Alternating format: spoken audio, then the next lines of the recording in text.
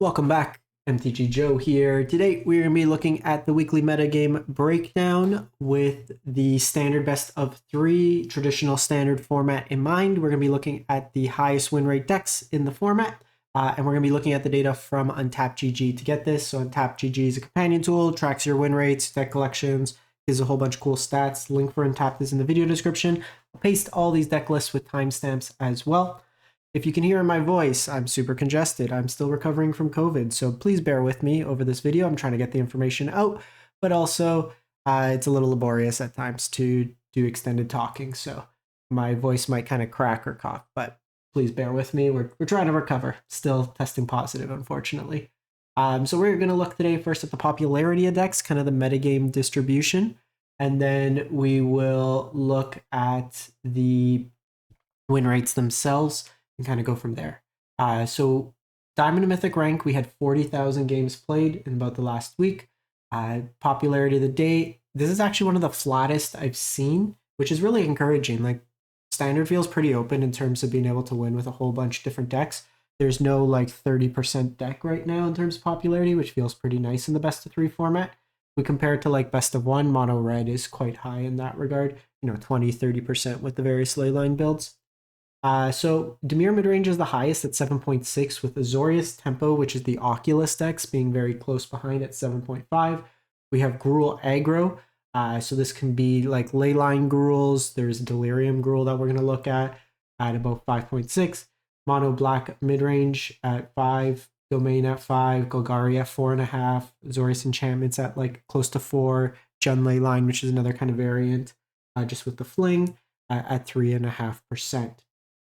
So realistically, it's been like pretty flat. Like if we look previous, like the Gruul deck started off very popular, about 20%, even just going back, like we've had 20%, we've had 30% decks in the past, but this kind of evens itself out.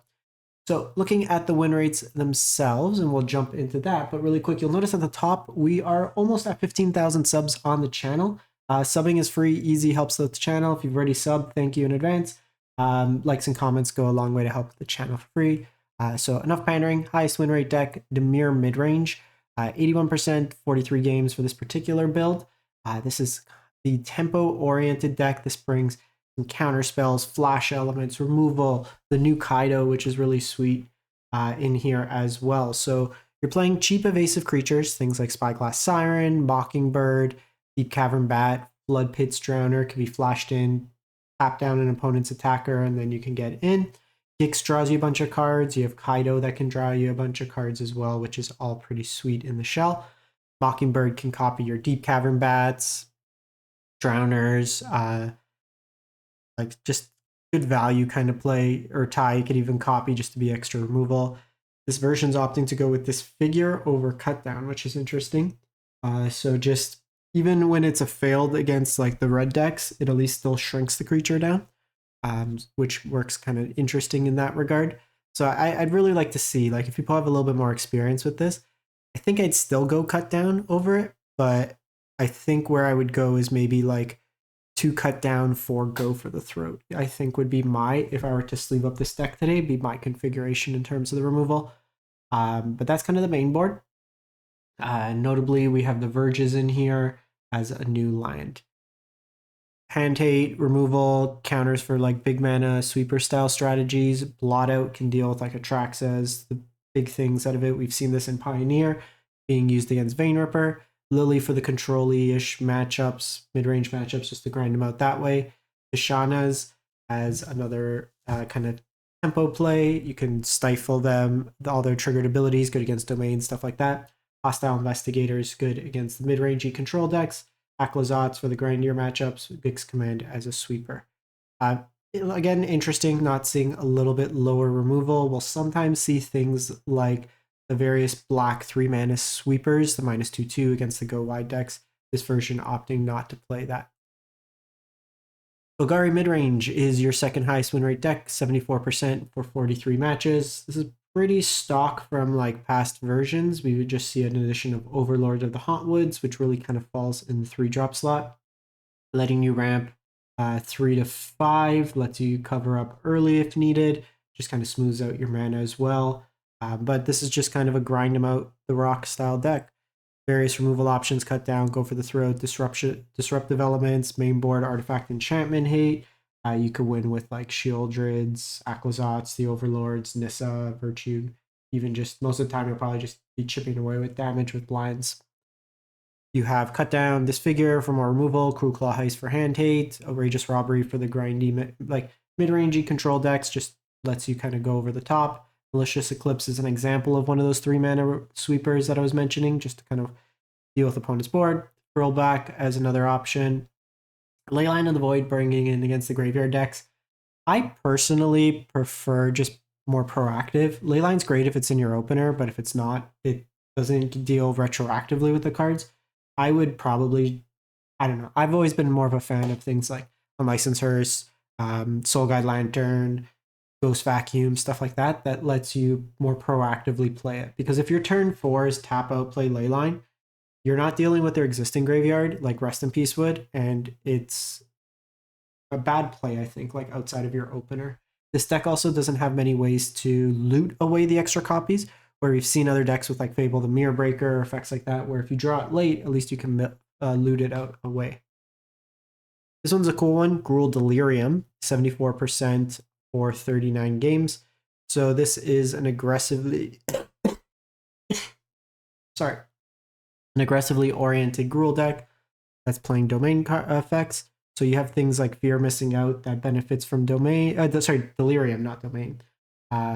Gives you an extra combat step. It's an enchantment and a creature. You have things like Wildfire Wicker Folk that will allow you to have a 4/3 trampler that comes in, artifact and creature.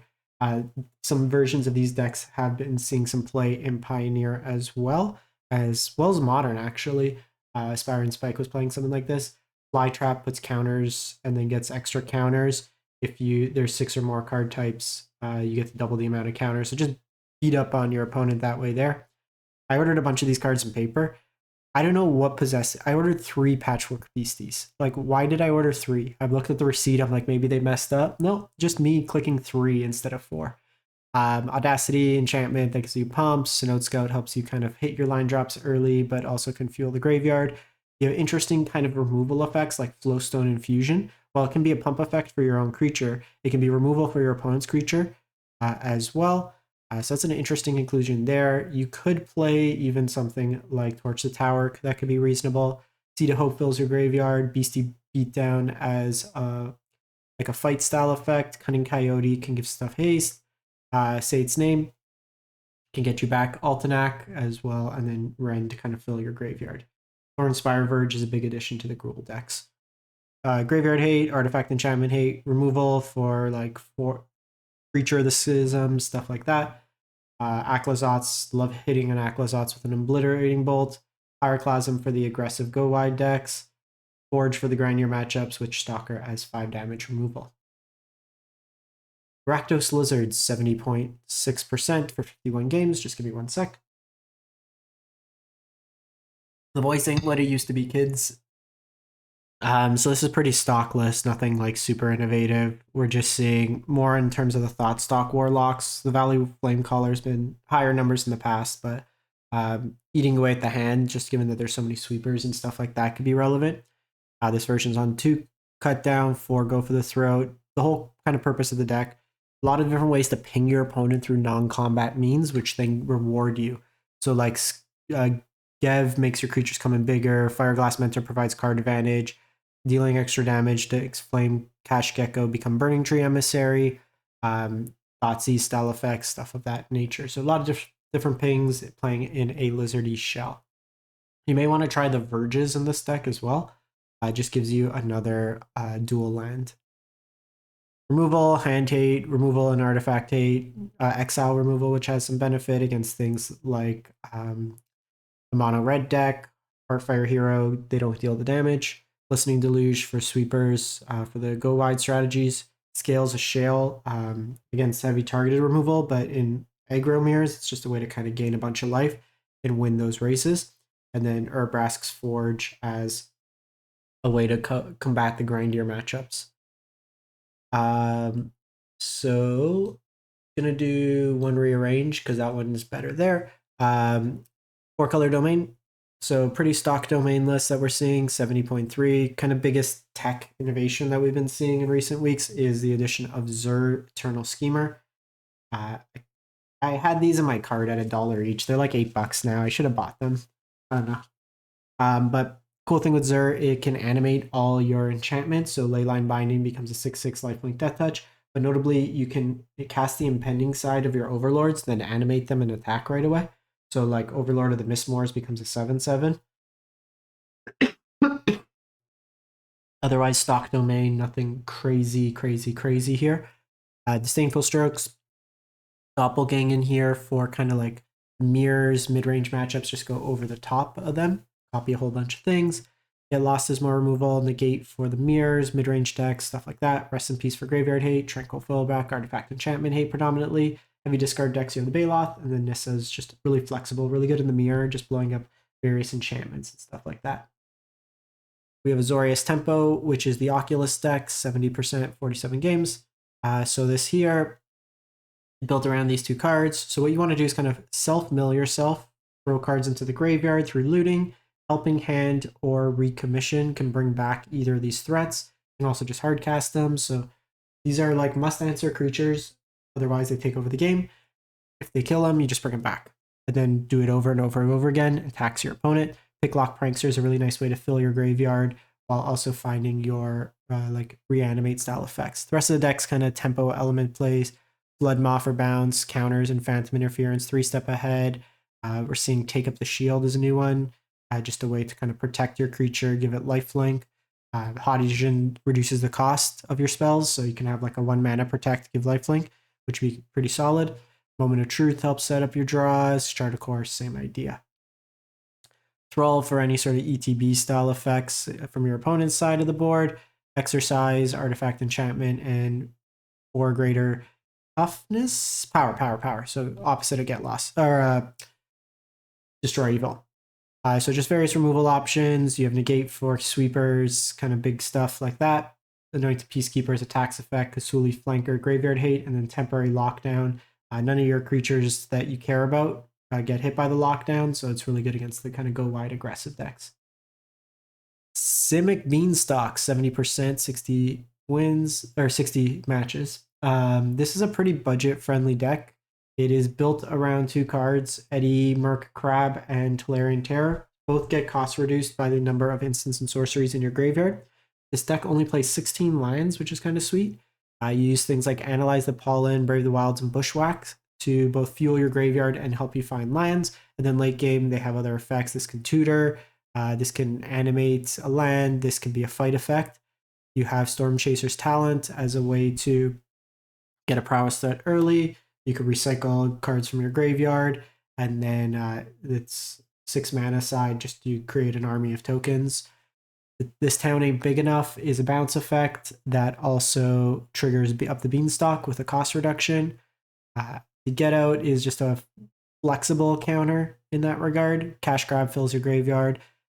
You'll notice a lot of the spells here are instant speed that are beyond 1 mana. You could play Can't Say Its Name with Altenac in here, but the Cash Grab lets you do it at instant speed to hold up other types of effects. Your sideboard, you'll notice 1 mountain that can be tutored for. Then you have access to Pyroclasm, Lithomantic Barrage. Pick your poisons in here for Artifact Enchantment and Flying Hate, 3 steps, and negate for more counters. Rakdos Leyline, straight out of best of 1 to terrorize you in best of 3. So 67%. Really simple deck. Get Leyline in your opener, put into play for 0 mana. Cast creature, cast pump spells, double up pump spells, fling it at your opponent, or just have it like fling itself. This deck can win on turn 2 through combinations of like Scamp, 2 pump effects for like 3 power each. It can kind of kill out of nowhere very fast. Not the most resilient deck. If you eats a couple pieces of removal early, it top decks and you're kind of reliant there, but it is a deck that puts pressure on your opponent to have early interaction. One thing, if you have stuff like Cut Down, it could be right to do it on your opponent's side, or like opponent's turn, where it kind of keeps you alive a little bit earlier. Because if they pump like through a Cut Down, it can nullify it, and at the very least, they don't get a prowess trigger on their turn. Graveyard Hate, Tectonic Hazard can be used against like the Convoke style Go Wide decks. Torch Tower for removal, Emberheart Challenger, just for the slightly grindier matchups. You have a little bit more creatures. I think I'd prefer just kind of shifting this to Urbrass Forge and then playing an additional land. The reason being, your opponent's already kind of boarding with the intention of dealing with small creatures, and post board, you're generally going to want to shift away from some number of pump effects, given that your opponent's going to be more prepared for you. So I would probably, like if this was me, I'd play 3 more Forge and 1 more Mountain in that spot there. Or even just like a Fountain Board or a Myrex type thing. Scorching Shot, Obliterating Bolt, Frenzy is just flexible removal. So a different type of mono red deck. So this one is from Calypsen's 20. They went 49 and 26, and they got into like top 150 Mythic with it. This is kind of a bigger red. So we've seen these like big red Koth decks before. Interesting to just be playing Demo Field instead of like a creature or utility land, something like Myrex or Fountain Port. But you have Overlords in here, Sunspine Links, Screaming Nemesis, lots of anti-life gain effects. The Charming Scoundrel helps you ramp into these bigger things. Torch Tower Shock is cheap removal, Lightning Strike, so just kill everything early, stick one of these like big threats and kind of take over the game that way there. Barrage for blue and white things, Soul Guide Lantern for Graveyard Hate, Braid for cheap removal, Pyroclasm in here. Go Wide decks, Scorching Dragonfire, more cheap removal, and then Untimely Malfunction, 2 mana, destroy an artifact, choose target spell or ability with single target, or change the spell or ability with single target. Or so that's kind of cool. Like if they try to kill one of your things, you just like, nah, how about you kill your own? And then just gets rid of blockers. So cool take on mono red. We have Bant Control, 64%, 55 games. So kind of similar to Domain in a way, but just heavier on the Overlords. So really taking advantage of Beanstalk. You have Overlord of the Flood Pits, Overlord of the Hauntwoods, and Mistmoors. Leyline Bindings, obviously, Sunfalls, Lockdown Main, a couple Doppelgangs, a little bit more cheap counters and interaction early. Insidious Fungus, just a flexible card. Destroys an artifact, destroys an enchantment, or you draw a card and you can kind of a Boreal Grazer style effect, or I guess it's Growth Spiral. Draw a card, put a line from your hand into play. So that one's kind of interesting. You achieve Domain. This version's only playing Bant colored lands, but the Hauntwood enables Domain for you. Smite for early removal, various counters, Graveyard Hate, Sweepers, activated abilities, and shutting off ETB style effects with Elish Norn. And then we have Boros Auras. So this one's at 62%. So similar to kind of the Leyline deck, but this one's a little bit more prowessy. Obviously not doubling up with Leyline, but the Boros decks are using new auras like Sheltered by Ghosts is a very strong card. It's removal. That also then gives your creature +1, lifelink, and ward 2. So just a lot of kind of stats added on. In low mana decks, at times it could be hard. Like if Go for the Throat now requires 4 mana to kill it, the creature. And then you could protect your things with Shard Mage's Rescue. Ethereal Armor gets things really big, really quick. You have Hammerhand that can give haste and gets rid of blockers, pumping up the power of creatures with Optimistic Scavenger, Ruckus for evasion kind of mixed into there as well. Requisition Raid, Artifact Enchantment, and just counters options, removal options, and Torch Tower, Destroy Evil, Hand Hate in a way with Invasion of Gobokan, more removal and Bolt. For the grindier matchups, you have Scrub Hive, and then Squee as a recursive creature in that sense. We're going, folks. We got some more. So we have Temur Storm. So this is the Storm Splitter combo, 61%, 77 games. So how this deck works, you have Enduring Vitality, then you cast Storm Splitter. Storm Splitter taps for mana. You cast one of your 1 mana spells, Analyze Pollens, Sleight of Hand, whatever it may be. This creates then 2 copies. Then you just keep churning through your deck and casting a bunch of spells till you get an overwhelming amount of creatures. Since this has haste, this creates mana. So you can use things like Cash Grab, Pranksters, Questing Druid, just ways to kind of keep going through your deck and replacing the cards and kind of storm off in that regard. Graveyard Hate, Tempo to just kind of Bounce effects. The Magebane Lizard's interesting here because it probably hurts you more than your opponent when you're doing kind of the storm things, because you want to cast a lot of non-creatures in this deck. Counters, various sweeper removal options. Full-time Explosion is another big sweeper. Mono black. So this is the Bloodletter combo, 61%, 410 games. So you attack with Unstoppable Slasher. If you have Bloodletter out, it one-shot kills your opponent. This deck's been picking up some popularity in Pioneer as well. You also have the backup plan of Unholy Annex Ritual Chamber. So the Annex, if you have a demon out, your opponent loses 2 life when you draw a card. And then with Bloodletter, it makes it so they lose an additional 2 life. So you draw a card, your opponent loses 4 life, is a pretty good rate. Overlord helps you kind of mill into your pieces, just various removal options otherwise in the deck. Hand Hate, various removal options, sweepers, Withering Torment as a way to destroy creatures or enchantments, Leyline for graveyard hates, and just some kind of grindy mid-range options with Sheoldred, Aquazats, and Gix. And then lastly, Simic Cookies. We've seen this deck for a couple weeks now. 60% tempo-oriented deck, playing around like artifact synergies. Kind of the deck revolves around Agatha's Soul Cauldron, which kind of allows you to build your own Voltron creature. So you can give like Unblockable with Surge Engine or Ginger Bruta creature, blow up artifacts, enchantments. The Teething Wormlet gets bigger when you have more artifacts come into play, gains you life. Poetic Glyph can animate on your artifacts. The Tough Cookie can animate artifacts. Mockingbird copies any of your creatures, so there's a lot of kind of synergy in that respect. Of fight effects with hard-hitting question, artifact shaman hate, tempo elements in flood mod to just bounce stuff, pick your poison as flexible removal, repulsive mutation as a counterspell for sweepers, bigger mana stuff, larcenist is more removal, the Shaunist Tidebinder for activated abilities. That's it for the week. My voice is kept up, but let me know what you've been playing, what you've been enjoying, and we'll catch you next time. Thanks for watching.